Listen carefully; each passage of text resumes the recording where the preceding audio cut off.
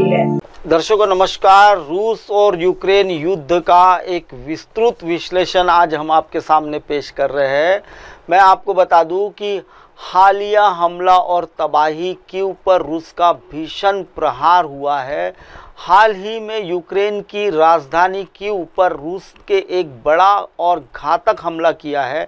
यह हमला रूस की सैन्य रणनीति एक बड़े बदलाव का संकेत देती है, जिसमें नागरिक बुनियादी ढांचा और महत्वपूर्ण प्रतिष्ठानों को निशाना बनाया गया है।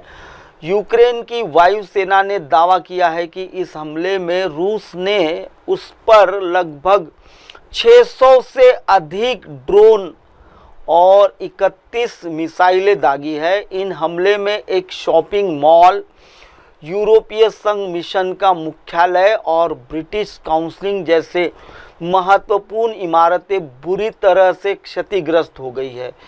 इन हमले में 15 लोगों की मौत की पुष्टि भी की गई है, जिसमें 4 मासूम बच्चे शामिल हैं और दर्जनों लोग घायल हुए हैं। यूक्रेन के राष्ट्रपति वोलोदिमीर जेलेंस्की ने इस हमले को कूटनीति बातचीत के बचने के लिए रूस की सोची समझी रणनीति को बताया गया है।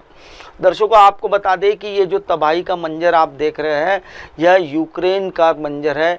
यूक्रेन का पलटवार ड्रोन हमले से रूस को जवाब, रूस ने इस हमले का यूक्रेन से भी उसी आक्रामक से जवाब दिया है। यूक्रेन ने अपनी जवाबी कार्रवाई तेज करते हुए रूस के भीतर और कब्जे वाले क्षेत्र में ड्रोन हमले बढ़ा दिए हैं। यूक्रेन ने रूस के काउंटग्राउंड और सिराजन स्थित तेल रिफाइनरी पर भी ड्रोन से हमला कर दिया है। उन्हें भारी नुकसान पहुंचा है, जिससे रूस की युद्ध क्षमता पर असर पड़ रहा है। यूक्रेन की इस रणनीति का उद्देश्य रूस की सैन्य आपूर्ति श्रृंखला को बाधित करना और उसकी अर्थव्यवस्था को कमजोर करना है। इस युद्ध ने ड्रोन अब एक निर्णायक हथियार बन गए हैं, जिसका इस्तेमाल दोनों पक्ष अपने लक्ष्यों को निशाना बनाने के लिए कर रहे हैं। दर्शकों आप देख रहे हैं कि जिस तरीके से यह युद्ध की परिस्थिति बनी हुई है, इस परिस्थिति में दोनों जगहों पर बमबारी हो रही है और इसी की वजह से दोनों देशों में तबाही का मंजर नज़र आ रहा है। अंतर्राष्ट्रीय कूटनीति और भारत की बढ़ती भूमिका, रूस यूक्रेन युद्ध पर वैश्विक समुदाय की प्रतिक्रियाएं लगातार बदल रही हैं। अमेरिका और यूरोपीय देशों ने रूस के हमले की कड़ी निंदा की है और यूक्रेन को सैन्य व वित्तीय सहायता जारी रखने का वादा भी किया हुआ है।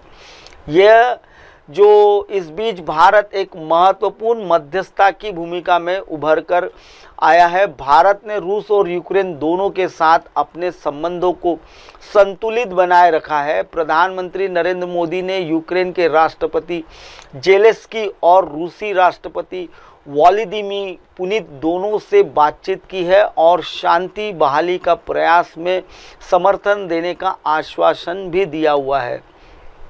हालांकि अमेरिका प्रशासन ने रूस से तेल खरीदने के वजह से भारतीय आयात पर अतिरिक्त टैरिफ लगाया है। इस पर भारत का रुख स्पष्ट है कि वह अपनी राष्ट्रीय ऊर्जा जरूरतों को प्राथमिकता देगा और किसी भी युद्ध का समर्थन नहीं करता। विदेश मंत्री एस जयशंकर ने भी कहा है कि भारत का मानना है कि युद्ध किसी समस्या का समाधान नहीं है और बातचीत से एकमात्र रास्ता है। भारत की यह संतुलित कूटनीति उसे चीन जैसे देशों से अलग करती है, जो रूस के प्रति अधिक झुकाव रखते हैं। कई अंतर्राष्ट्रीय विशेषज्ञों का मानना है कि भारत की वैश्विकता रणनीति, स्वायत्तता और नैतिक नेतृत्व उसे इस खूनी संघर्ष को समाप्त करने में एक महत्वपूर्ण भूमिका निभा सकती है। दर्शकों आप देख रहे हैं जो ये मंजर है, यह मंजर काफ़ी चौंकाने वाला है, क्योंकि बमबारियां लगातार हो रही है। परमाणु युद्ध का बढ़ रहा है अब इस पूरे मामले पर खतरा। युद्ध के 4 साल से अधिक बीत जाने के बाद परमाणु युद्ध का खतरा भी बढ़ गया है। रूस द्वारा बेलारूस में परमाणु हथियार तैनात करने की खबरों ने दुनिया भर में चिंता बढ़ा दी है। इस खतरे को देखते हुए यूक्रेन और अन्य देशों ने अपनी नागरिकों को एंटी रेडिएशन दवाएं भी वितरित की है ताकि परमाणु हमले की स्थिति में लोगों को बचाया जा सके। यह दिखाता है कि यह संघर्ष अब एक पारंपरिक युद्ध है से कहीं आगे निकल गया है और वैश्विक सुरक्षा के लिए एक बड़ा खतरा बन गया हुआ है। दर्शकों, ये जो आप देख रहे हैं ये पूरा नज़ारा जो है यह काफ़ी चौंकाने वाला नज़ारा है। फिलहाल वक्त हो चला है दर्शकों ब्रेक का। ब्रेक से लौटने के बाद देखिएगा देश और दुनिया की तमाम बड़ी खबरें। बने रहिए MNS न्यूज़ पर।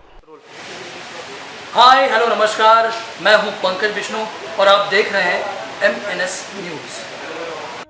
देखिए साईं बाबा की आरती लाइव शिरडी से हर रोज सुबह सिर्फ MNS न्यूज़ पर।